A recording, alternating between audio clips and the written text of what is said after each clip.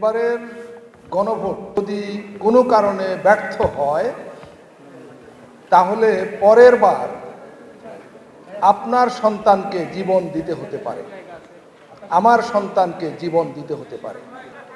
আমরা জানি 2024 সালের জুলাই অভ্যুত্থানে আমার আপনার মতো বহু মানুষের সন্তানেরা জীবন দিয়েছিল একটি ফ্যাসিবাদ উৎখাতের জন্য। এই জাতির বুকের উপর থেকে এক জগদ্দল পাথর সরানোর জন্য এবং বহু জীবনের বিনিময়ে, বহু রক্তের বিনিময়ে এক দুঃসাধ্য তারা সাধন করেছিল। মনে রাখতে হবে, ফ্যাসিবাদ আমাদের পথ চিনে গেছে। আগের বার ফ্যাসিবাদ কায়েম হতে অনেক সময় লেগেছিল, কিন্তু পথ যেহেতু চিনে গেছে, এর পরে সুযোগ পেলে আর বেশি দিন লাগবে না। খুব তাড়াতাড়ি ফ্যাসিবাদ আবার ফিরে আসবে যদি আসার পথ আমরা বন্ধ না করতে পারি।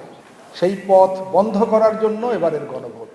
এখন আমাদের সিদ্ধান্ত নেবার পালা, আমরা কি ফ্যাসিবাদ আসবার পথ উন্মুক্ত রাখব?